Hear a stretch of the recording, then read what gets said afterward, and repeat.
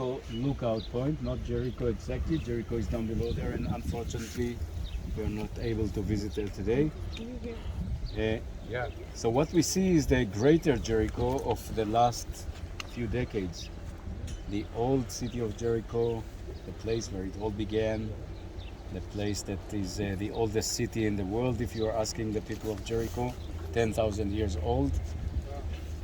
The place where the people of Joshua conquered with the use of the priests and the shofars, with the help of Rahab, the lady from the wall, is hidden just behind this ridge.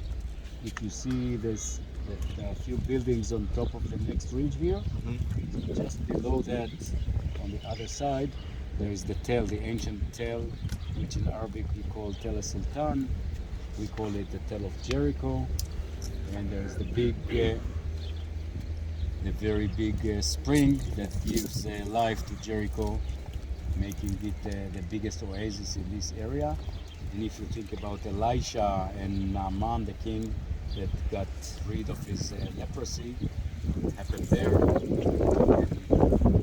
And that was after Elisha cured the water from the killing disease. Mara. That was there, yeah. So what we can see here are just pointed places. Unfortunately, we cannot see them from a closer view, but between the place that I pointed and the red roof building in front of us, there is an antenna. Can you see the antenna on the next ridge? Yes. Yeah. And to the left of it, there is a wall on top of the hill. You see a big wall on top of a hill? Yeah. Kind of a pyramid, a pyramid. That is the place believed to be the Mount of Temptation. Catholics believe that this is the place where Jesus spent 40 days and 40 nights, tempted by the devil, immediately after he was taken from the Jordan Valley below after the baptism. So that's the first New Testament connection. Let's go to Old. We spoke about Old Testament, the conquest of Jericho, and Elisha, the spring of Elisha. Then we have Second Temple Jericho, where King Herod built his winter palace just behind this ridge to the right of us. Let's say if I'm looking north here is 12, then around something between 1 and 2 o'clock there was a twin palace of Jericho of Herod's, and the place where he ordered his people to kill one of his sons. If you remember that story, there was one of his sons that was the most beloved by the people, and since he was from a descendant of a priestly family, they thought that he might be the ideal connection between a priest and a king to replace Herod. And Herod, in order to avoid that, sent his son for a vacation in that palace and asked one of his assistants to play with him in the swimming pool. So you know, in the swimming pool, sometimes we play this game when we push each other into the water. So they made sure that they push him long enough so we will not come out. This is the way he got rid of the heir of throne.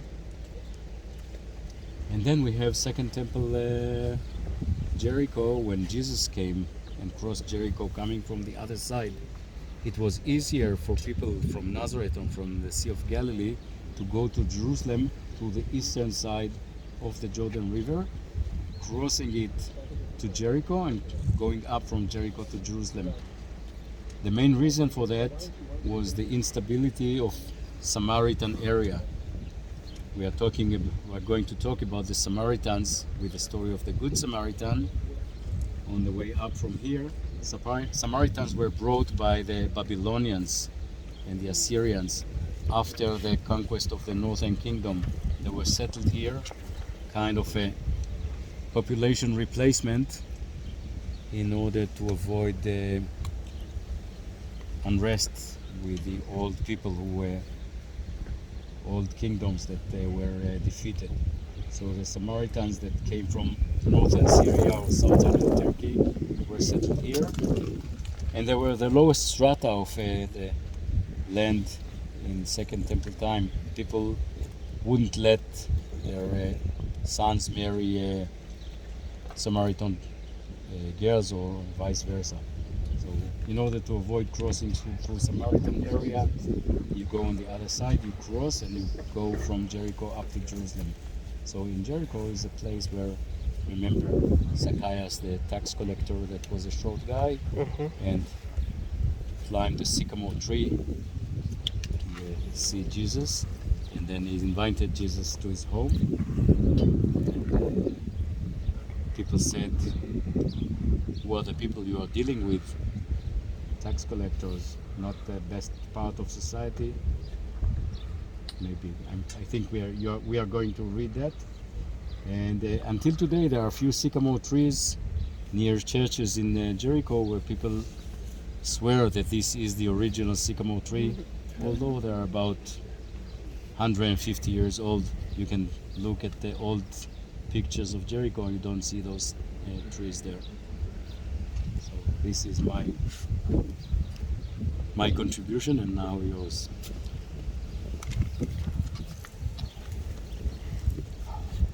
One of the reasons that Jericho is important for the historicity of the Bible is that the critical scholars have claimed that Jericho was not inhabited at the time when the Bible says that the Exodus took place.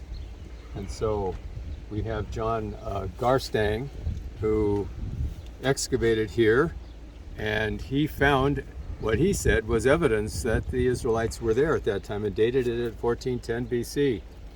But then Dame Kathleen Kenyon came along and excavated, and she said, oh, I don't find any evidence of anyone here at that time. And so the story of Jericho is a myth of anything happening here.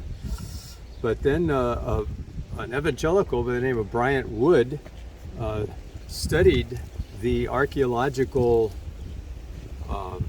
reports of Kathleen Kenyon and also John Garstang, and discovered that she had not looked at all of the evidence, that she had actually only dug a small part of the tell on the poor side of the tell, where the poor people lived. And she had found, or was it the educated? Only the educated people. Yeah, only the educated people lived.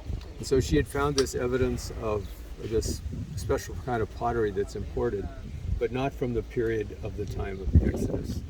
But so Brian Wood went and looked throughout the rest of the tell and found pottery that could be dated exactly from the time of the Exodus that she had overlooked. That she hadn't even bothered to look at the evidence from the poor people, just the rich people. And so that was one piece of evidence. And then John Garstang had also found some Egyptian scarabs, these amulets that we're going to see were in Egypt from the time of the 15th century.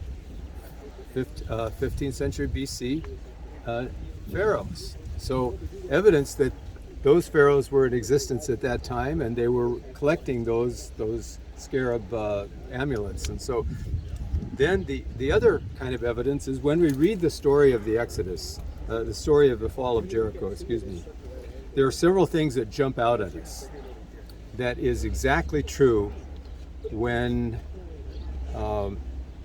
further excavations were done beyond Dame Kathleen Kenyon's. Let me name some of them. They found two walls at Jericho. One was a stone revetment wall right around the very edge of the city, some 15 feet high. And then up the slope of Jericho was another wall. This was a mud brick wall, like 6 feet wide and 12 feet high. And in between, they found evidences of houses in between the two walls. And as you read the story, you read that what's the detail regarding Rahab? It says, she lived on the wall. So her house was between that upper parapet wall and the revetment, the stone wall. Secondly, they found that the walls had fallen outward, so that you could actually, all the way around the city, you could climb in over those walls in and take the city. And that's another thing the text says. This wall fell out, and the people went over the wall, over the broken walls, and came into the city. They also found that there was lots of grain there in the city. So it was right after a harvest, and it wasn't taken by any army, and it wasn't a long siege. If it had been a long siege, there would have been no grain left. Lots of grain, so they didn't die of a siege. And there was no fire, there was no burning, so no army that took the place. So all of these pieces put together, as you stand right at you don't have to even go up on the tell. You can look and you can see all of that before you. The two walls, and then the houses in between the two walls, and then the remnants of grain that are described in the reports. So and then I forgot the one thing. They did a carbon-14 date for some of the remains that left, and the carbon-14 dated exactly 1410. Which is the Bible date for the Exodus. And so I think when we sing the song, Joshua fit the battle of Jericho, and that's what we're going to sing here. I just wanted to tell you that because I believe that it really happened. And it happened in around 1410, at the turn of the 14th century, 15th century. And so it's a real story, and it's a real conquest of divine origin. It wasn't just the blast of the shofar that caused the walls to fall. It was God's destructive power in some way. Which Dr. Davidson, kind of in a roundabout way, would also affirm the 1450 date for the Exodus, because you got 40 years in the wilderness. And if they're dating that to 1410, that takes that right into account. Exactly. And puts the Exodus at 1450. Yeah. So it is a very strong piece of evidence, not negative evidence. It's a strong piece of evidence. So in light of that, Rahel, Can I just say one thing too? go ahead. Say and sing. This is just this is just a reminder again that the story of Rahab is actually again a story of God's grace to the Canaanites, right? So I think we mentioned this a little bit sooner, but she chooses to have faith in God's words. I mean, you'd expect Joshua 1 starts with go and conquer the land. You'd expect them to go and conquer the land, but instead Joshua's afraid. He sends spies. And who encourages him? It's Rahab, this pagan Canaanite woman who then ultimately chooses to follow God. He marries a prince in Israel and becomes the progenitor of course, of Jesus ultimately. Right? So, and actually even before that of David, and this is possibly why, of Boaz actually, right? So Boaz, and this is maybe why he understands and can appreciate Ruth, who's also not a native Israelite, but is an Israelite by faith. And so it's just a good reminder of this story was not just about the conquest and the battle and the destruction, but it was also about God's grace and desire, I believe, to save all of the people that they were coming to. And if you look through the genealogies, many of those who become Israelites are Canaanites. So it's not all of them were destroyed. Many of them did come to faith in God and chose to follow him. So all right, let's sing. If you have your thing or book online, you can follow along, but maybe you know it too. I didn't bring my ukulele out here, but I'm not sure I could play this on there anyway. So, Joshua fit the battle of Jericho, Jericho. Jericho. Joshua fought the battle of Jericho, and the walls came tumbling down. You may talk about your men of Gideon, you may brag about your men of Saul.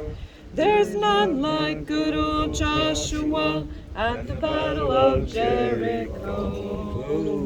Joshua fit the battle of Jericho, Jericho, Jericho. Joshua fit the battle of Jericho, and the walls came a-tumbling down. One more verse towards the end.